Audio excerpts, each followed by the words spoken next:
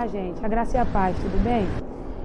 Nós queremos falar para vocês, na aula de hoje, sobre os mistérios da graça de Deus no Antigo Testamento. E nós precisamos compreender a graça de Deus no Antigo Testamento como a revelação dada por Deus a tantos homens e a tantas mulheres que passaram pelas folhas da Bíblia Sagrada.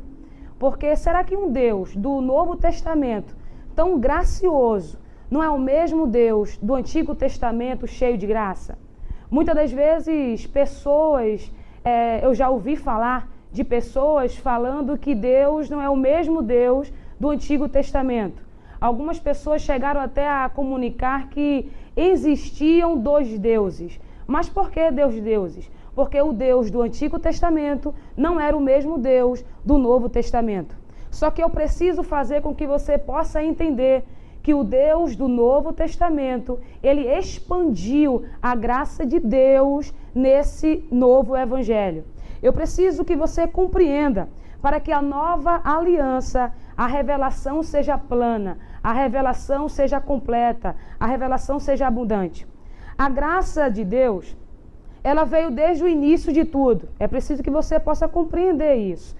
Nessa aula é preciso que você analise cada texto que for falado aqui para vocês. A graça, ela veio desde o início de tudo e muitos de nós costumamos falar que a graça só veio após o pecado. Como se a graça só existisse por causa do pecado. Como se ela tivesse origem do pecado.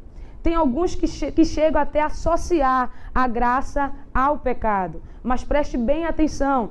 A graça existe por causa... A graça não existe por causa do pecado. Mas quando o pecado surgiu, a graça foi eficaz. É preciso que você compreenda isso.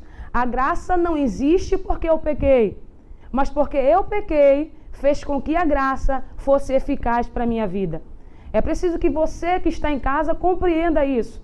A graça não surgiu por causa do pecado, mas porque você pecou, a graça de Deus se tornou eficaz através da sua vida. E eu preciso te levar lá no livro de Gênesis, capítulo 6, versículo 8. Livro de Gênesis, capítulo 6, verso 8. Eu vou estar lendo aqui para vocês. No verso 8 vai dizer: contudo, a Noé, o Senhor demonstrou sua graça e misericórdia. Olha só, a graça se tornou manifesta na vida de Noé. É preciso que você compreenda que Noé foi tomado pela graça. É preciso fazer com que você compreenda que Noé foi justificado pela graça de Deus.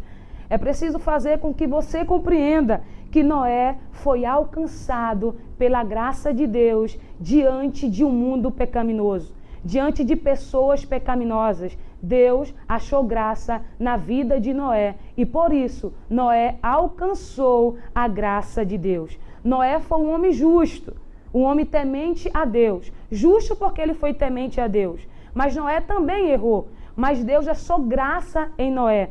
Deus depositou a graça abundante na vida de Noé. Então Noé provou da graça de Deus.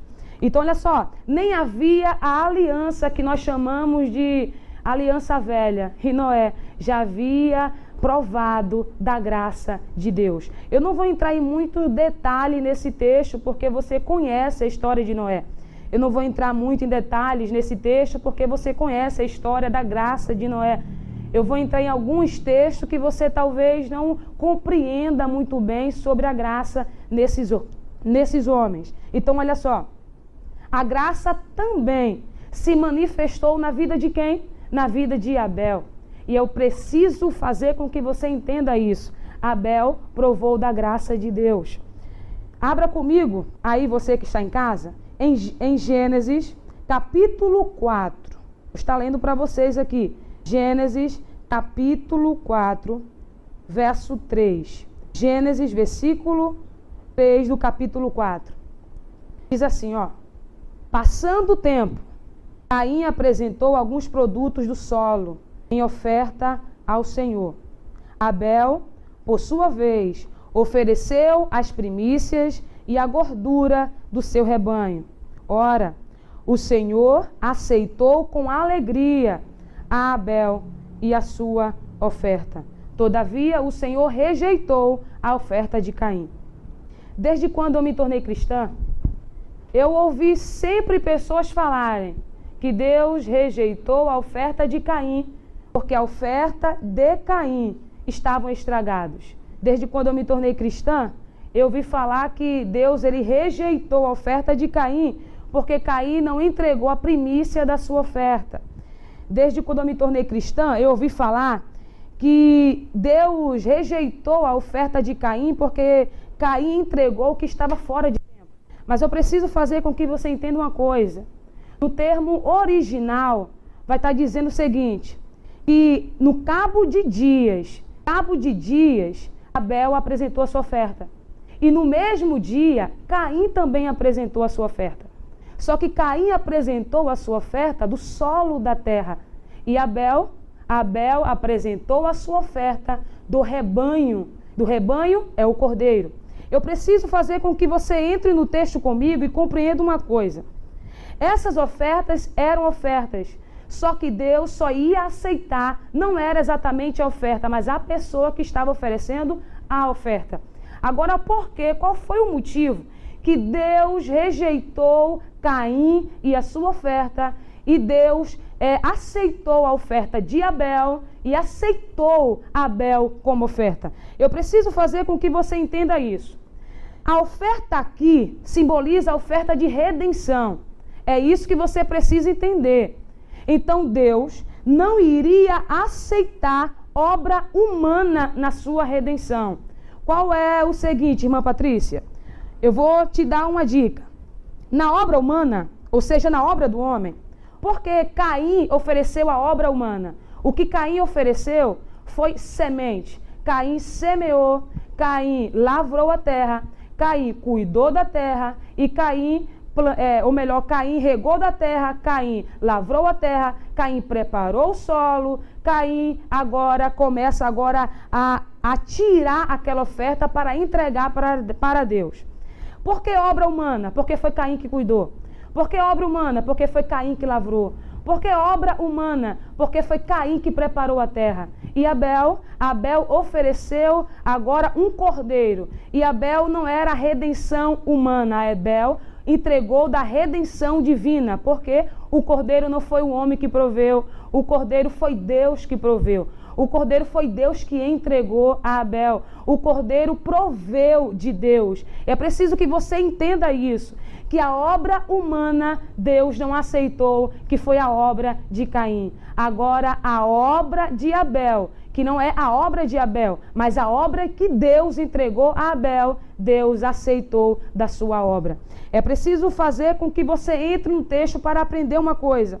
A oferta de Abel, o cordeiro Deus deu, o cordeiro Deus fez nascer, o cordeiro Deus fez crescer, o cordeiro Deus recebeu e, antes de tudo, Deus recebeu Abel. E Abel foi aceito pela graça de Deus, porque tudo não foi feito dele, tudo foi feito para ele, para ser entregue para Deus. Então Abel, ele foi visto atentamente que ele recebeu a abundância da graça. Então o Novo Testamento só é a extensão daquilo que Deus já havia feito no Antigo Testamento. No Novo Testamento vai ser Jesus estendendo aquilo que Deus derramou sobre o povo de Israel no Antigo Testamento. Foi Jesus vindo para estender a obra que ele próprio tinha estabelecido no Antigo Testamento. Gente, já falamos de Noé, falamos de Abel, falamos porque Abel foi aceito, falamos porque Caim não foi aceito. E eu preciso te explicar uma coisa. Eu preciso te explicar que a graça alcançou o homem mesmo em pecado. Agora, não há outro texto que nós podemos utilizar a não ser Gênesis capítulo 3, versículo 7. Vou estar lendo aqui para vocês. Gênesis capítulo 3, verso 7. E diz assim, ó. Então os olhos dos dois se abriram e perceberam que estavam nus. E em seguida entrelaçaram folhas de figueira e fizeram cintas para cobrir-se. Então os olhos dos dois se abriram e perceberam que estavam nus. Em seguida, entrelaçaram folhas de figueira e fizeram cintas para cobrir-se. A graça alcançou o homem mesmo em pecado. O primeiro homem e a primeira mulher foram alcançados pela graça de Deus. Como nós abrimos aqui Gênesis capítulo 3, verso 7. Preste atenção. Os olhos de ambos se abriram e se envergonharam um do outro. Mas antes desse versículo aqui, do capítulo 3, verso 7, eu preciso te levar lá em Gênesis capítulo 2, versículo 25. Gênesis capítulo 2, verso 25. Que diz assim, ó: o homem e a mulher viviam nus e não se envergonharam. Então o problema aqui não está na nudez. O problema aqui está no pecado. A nudez não, porque no versículo 25 eles estavam nus. Então os olhos de ambos não se abriram. Eles não haviam se envergonhado um do outro, porque não havia pecado aqui na condição da onde eles estavam. Só que aqui no capítulo 3, versículo 7, vai nos mostrar um ambiente totalmente adverso do ambiente do capítulo 2. Vai nos dizer que eles estavam nus, do mesmo estado anterior, só que agora esse estado é de vergonha. E a vergonha é produzida por causa do pecado de ambos. E quando a gente fala de Adão aqui, a gente fala da Eva também. Eu preciso te falar algo, mas eu não vou entrar em muito detalhe nisso. Não vou entrar muito em detalhe, vou deixar para a próxima aula, tá bom? Que o nome da Eva não era Eva. O nome da Eva era Adão. Quando Deus queria falar com Eva, ele chamava Adão. Ele chamava ambos de Adão. Ele só foi chamar Eva de Eva após a queda, porque quem nomeou Eva foi Adão e não Deus. Deus não nomeou Eva de Eva. Adão que nomeou após a queda a mulher de Eva. Adão que após a queda nomeou aquilo que Deus não havia nomeado. Só que não vamos entrar em detalhes aqui, tá bom? Só quero te dizer algo que ambos erraram, ambos pecaram, ambos entraram em declínio espiritual e mesmo em declínio espiritual, Deus continuou descendo e passeando no jardim. Então Deus não tem problema com pecado, irmãos. Deus nunca tem problema com pecado. A gente que tem, Deus não. Mesmo o homem pecando, Deus desceu. Mesmo o homem em declínio, Deus desceu. E Deus só desceu porque Deus queria derramar a sua graça na vida de ambos. Deus queria mostrar para ambos que mesmo em declínio, Deus tinha possibilidade de arrancar ambos da morte espiritual e trazer para a vida novamente. Então aqui em Gênesis capítulo 2, 25, depois do pecado, veio a vergonha. O problema não foi a nudez, como eu acabei de falar para vocês. O problema aqui foi o pecado, não a nudez. Agora eu preciso fazer com que você entenda uma coisa. Se o problema não foi a nudez, e sim o pecado, porque no capítulo 2 eles estavam nus, de verdade, real, no físico, eles estavam nus. Só que no capítulo 3, estou falando para vocês no estado físico, tá? No capítulo 3, eles não estavam nus, eles estavam cobertos com folha de figueira. Então eles não estavam nus. Agora porque quando Deus desceu para passear no jardim, Adão ouviu os passos de Deus, Adão ouviu Deus falar e Adão se escondeu dizendo: eu me escondi porque eu tive medo. Eu me escondi porque eu estava nu. Sendo que Adão e a mulher em si não estavam nus. Eles estavam cobertos da folha de figueira. Eles não estavam nus, irmãos. Agora, porque Adão cisma em falar que eles estavam nus sem estar nu. Vamos lá. Deus, já falei, Deus não tem problema com o pecado. Se Deus tivesse problema com o pecado, ele não descia no dia seguinte após a queda, ok? Agora, porque Adão se escondeu, se ele estava coberto com a folha de figueira, é aqui que eu preciso te explicar. Adão ouviu a voz de Deus, Adão ouviu os passos de Deus.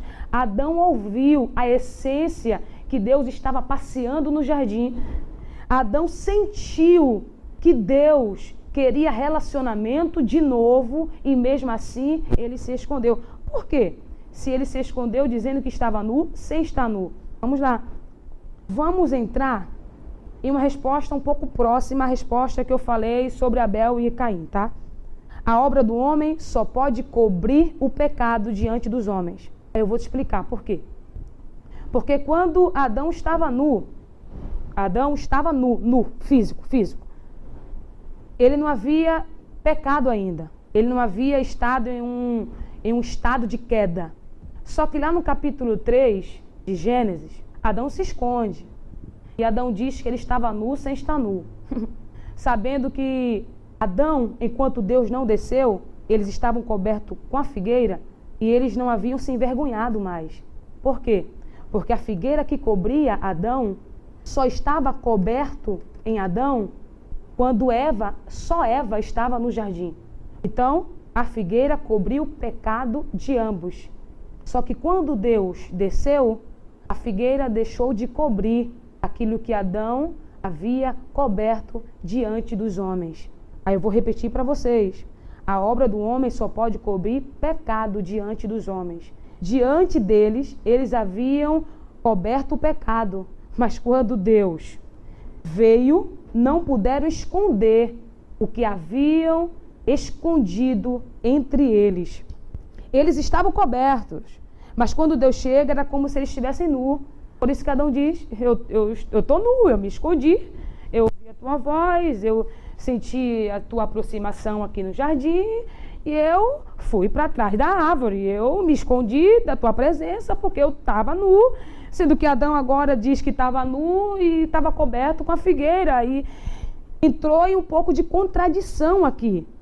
Só que eu preciso te explicar que Gênesis capítulo 3, verso 21, vamos lá. Abra comigo aí a sua Bíblia. Gênesis 3, verso 21. Olha só.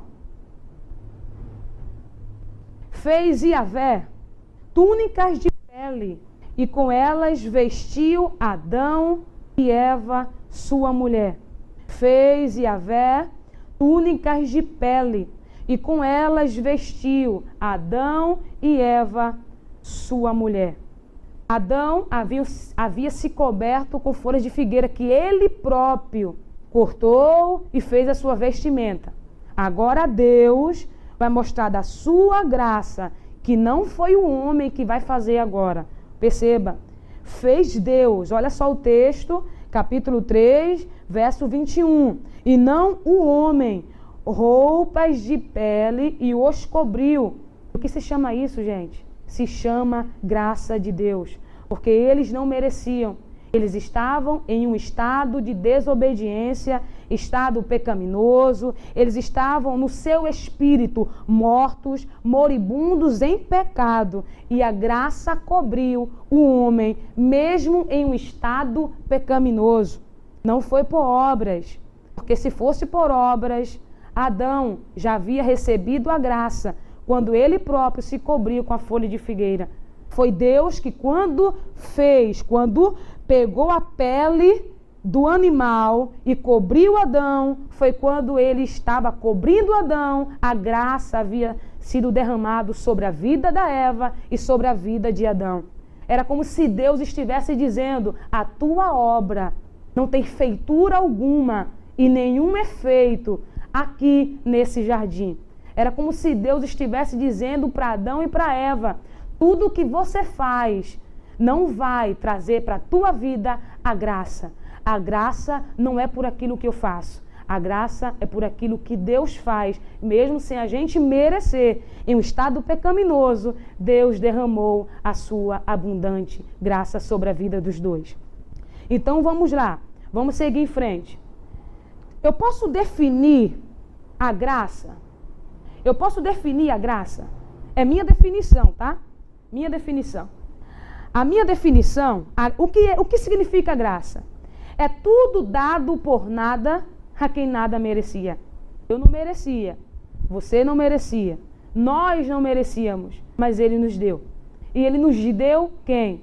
O segundo Adão. Ou melhor, não chega a ser segundo, porque não vai ter terceiro, né? Então, o último Adão. Ele nos deu o último Adão com uma graça divina. A extensão lá do Antigo Testamento. E eu posso definir isso, a graça, minha definição, tá? Tudo dado por nada a quem não merecia nada. Mas qual é a definição bíblica, a definição padrão da graça? É um favor não merecido. É um favor da qual eu não merecia, mas eu fui alcançado. Eu fui alcançado por aquilo que eu não merecia. Porque, olha o que eu vou te falar. O povo de Israel já provou da graça de Deus diversas vezes.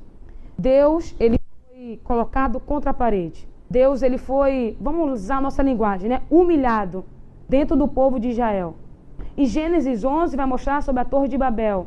O povo de Deus fazendo aqueles efeitos todos, aquela abominação toda, para alcançar aonde Deus estava. Até aqui tudo bem. Deus não tinha motivo para levantar Abraão. Deus não tinha motivo para olhar para Abraão com olhar de graça. Porque Abraão estava no meio desse povo. Abraão estava no meio do povo lá de Ur dos Caldeus, que fez aquela abominação toda. Só que olha quando Deus, tão gracioso, olha com um olhar cheio de graça. Eu costumo falar que Deus é cheio da graça. Deus é gracioso demais. Deus olha para Abraão e diz, ó, sai daí da tua terra, da tua parentela, sai daí desse ambiente todo, eu vou te levar para um outro ambiente, porque eu vou fazer de você um pai de uma grande nação. Abraão não tinha motivo para receber a graça.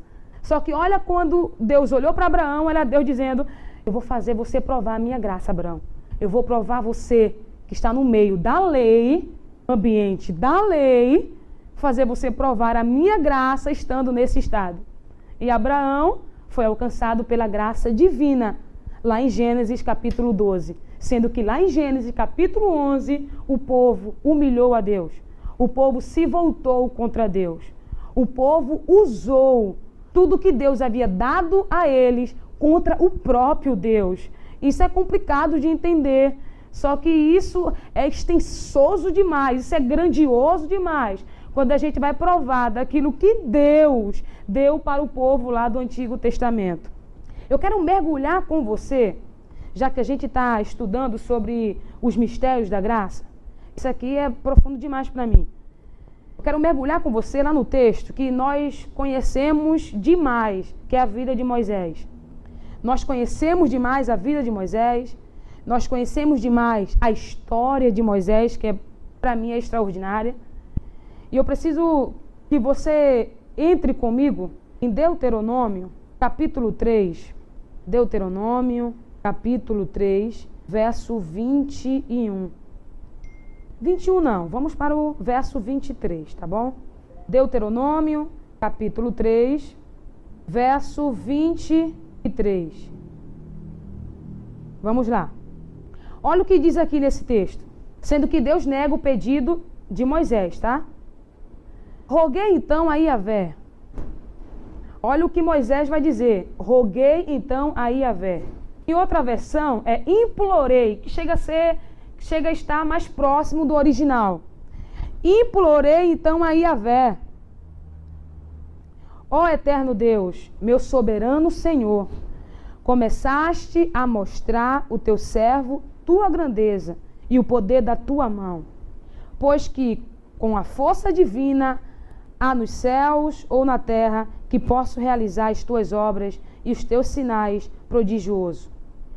Permite-me atravessar, olha só, eu te suplico, e ver a boa terra, que eu hei de encontrar do outro lado do Jordão, a esplendida região montanhosa e o Líbano.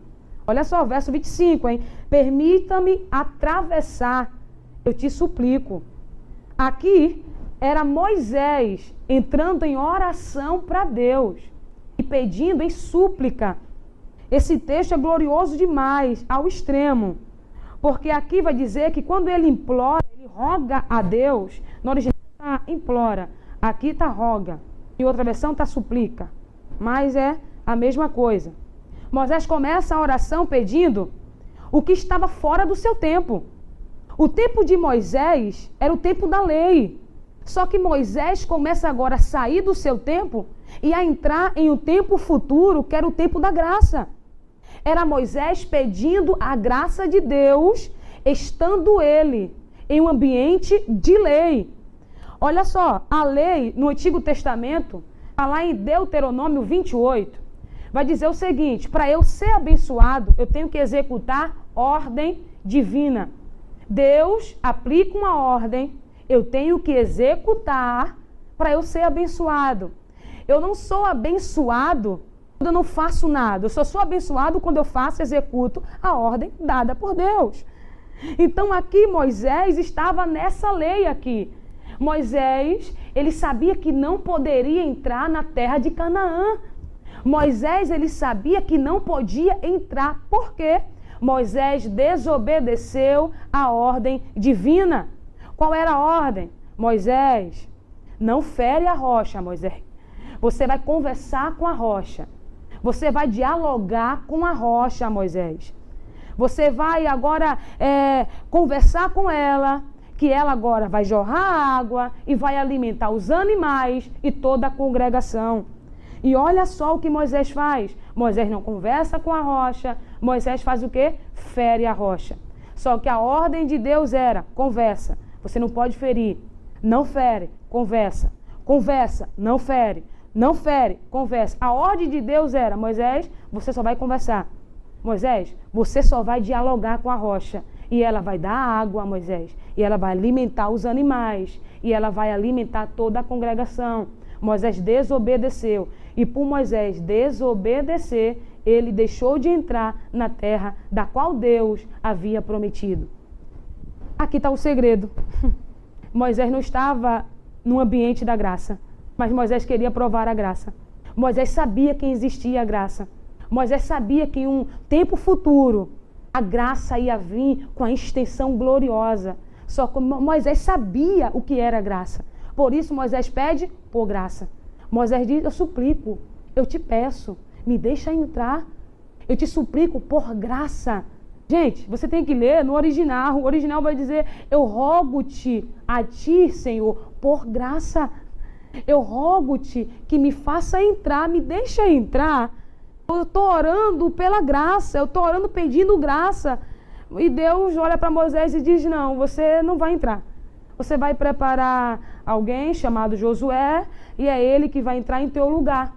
Moisés cumpriu o propósito, mas ele deixou de viver a promessa. Vou entrar em alguns detalhes, uma observação, tá? Depois a gente entra isso numa próxima aula. Quando pessoas dizem que nós só vamos morrer depois de viver da promessa. Só que está muito contraditório. Nós vamos vivenciar o propósito. Nós vamos cumprir o propósito.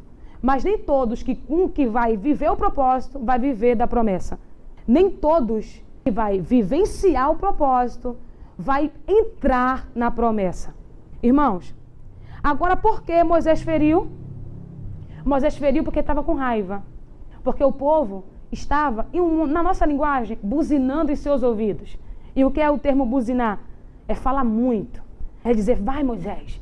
É querer colocar Moisés contra a parede. Moisés agora entra naquilo que ele não deveria entrar. E Moisés agora começa a fazer aquilo que ele não deveria ter feito. Então Moisés aqui começa a viver o que no tempo, ou melhor, Moisés quer viver o que no tempo dele não é prometido. Moisés deixa de viver a promessa de Deus por causa da sua desobediência. Só que o termo que eu quero falar para vocês, o ponto-chave que eu quero falar para vocês, é que Moisés deixou de viver a promessa por desobediência e ele começa a clamar pela graça. A graça de Deus. É isso que Moisés quer viver, sabendo que a extensão seria dado lá no Novo Testamento. Então vamos lá. Preciso correr. Mas o que Moisés pediu não está no seu tempo. Amém? Foi falado. Ele sabe que existe a graça. Foi falado também. A conversa é que Moisés quer entrar na terra de Canaã. E ele sabe que não pode, por causa da sua desobediência. Estou voltando algumas partes para você entender. Porque a ordem que lhe foi dada era para ele falar com a rocha, era para ele conversar com a rocha. E Moisés começa a ferir aquilo que Deus não pediu para ele ferir. E a tipologia da rocha era Jesus. Por isso que Moisés desobedeceu ao extremo. Então aqui, eu preciso que você entenda. O que deixa Moisés triste aqui é que ele sabe, gente, que existe a graça. O que deixa Moisés triste aqui é que ele sabe que no tempo da lei ainda existiu a graça, mesmo ambiente da lei, que é o extremo. Então Moisés, o que entristeceu ao seu coração foi ele saber que existe a graça, mas ele não poderia viver da graça de Deus aqui. Ele não cumpriu. Então lá em Deuteronômio 28, nós acabamos de falar aqui, a citar, Moisés cumpriu o propósito, que foi passar pelo deserto, mas não viveu da promessa. Isso acaba com a tese de pessoas que falam que quem tem promessa de Deus não morre. Está lá em Hebreus 11, para acabar com qualquer tese. Nós não tínhamos capacidade alguma de viver aquilo que nós estamos vivendo hoje. Nós não tínhamos capacidade nenhuma para alcançar algumas coisas que nós alcançamos hoje. Nós somos ingratos com Deus, nós somos indiferentes com o amor de Deus, nós somos desobedientes demais. Parece que isso ainda está impregnado aqui dentro de nós. Quando Deus fala que não é para a gente falar, que não é para a gente viver, que não é para a gente participar de coisas, de algo, é aí que a gente aflora o querer em participar, em falar coisas que Deus nos proibiu de falar e de viver. Então, olha só, não deveríamos viver em liberdade. E isso é notório. Só que a graça de Deus trouxe a dispensação para que a gente pudesse viver tudo isso. Não podíamos mudar a nossa natureza, isso é verdade. Estávamos em um estado de declínio. A graça nos fez mudar de natureza. Não temos a capacidade de viver uma vida santa, e isso é verdade, mas a graça nos capacita. Não é de admirar que o chamemos de maravilhosa graça. Vamos abrir lá em Romanos 11. Vou abrir aqui com vocês. Romanos 11, Romanos capítulo 11, e o verso é o verso 5 ao verso 6. Romanos 11, verso 5 ao verso 6. Vamos lá. Vai dizer assim, ó. Assim, pois, em nossos dias, há igualmente um remanescente separado pela eleição da graça. Porquanto se é pela graça, já não é mais pelas obras. Lembra lá em Caim e Abel? Lembra lá a folha de figueira de Adão, que ele se cobriu, suas obras. As suas obras foram confrontadas com as obras de Deus. É isso aqui. Caso fosse, a graça deixaria de ser graça. Esses dois versículos aqui vai resumir tudo o que foi falado aqui para vocês na aula de hoje. Se fosse pelas obras, a graça deixaria de ser graça. Então não é por aquilo que eu faço. No jardim do Éden, era Deus depositando a graça dele, mostrando para Adão. Adão, não é o que você faz, é o que eu determino, Adão.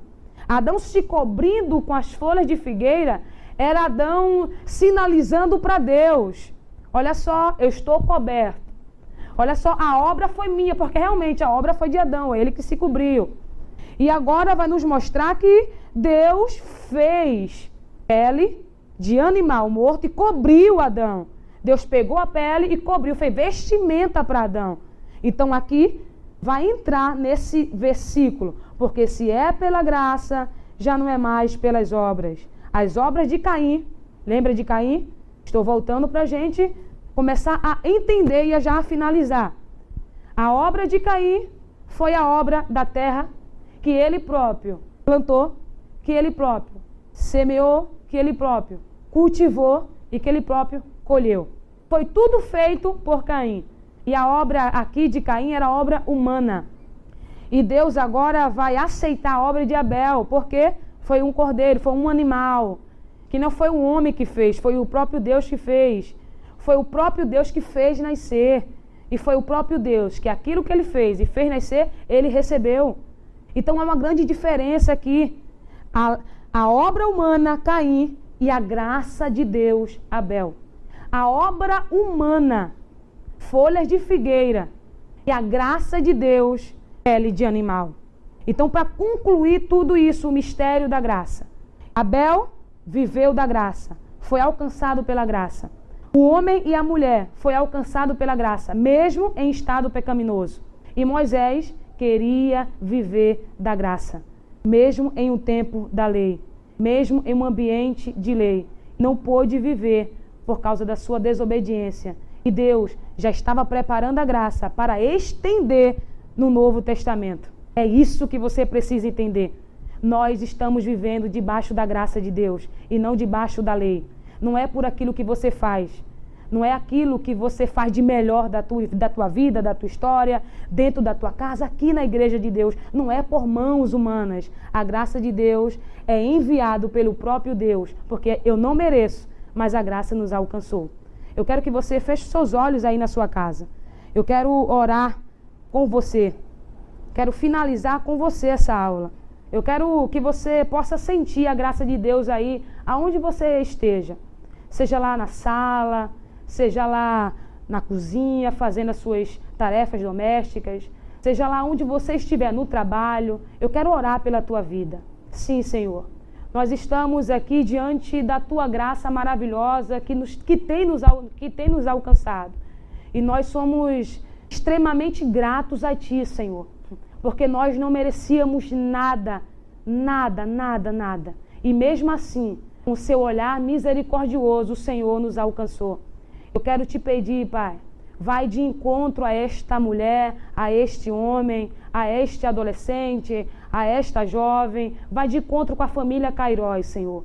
Vai de encontro com essas pessoas e que a tua graça possa ser tão grandiosa que pessoas vão ver a tua extensão na casa dos teus filhos, o teu amor na casa dos teus filhos, a tua maravilhosa graça na casa dos teus filhos. Obrigada por esse período, Senhor, de aprendizado. Eu quero que o Senhor, neste momento, vá com o espírito da sabedoria e do conhecimento e possa, Senhor, ir de encontro com cada mente e em cada coração.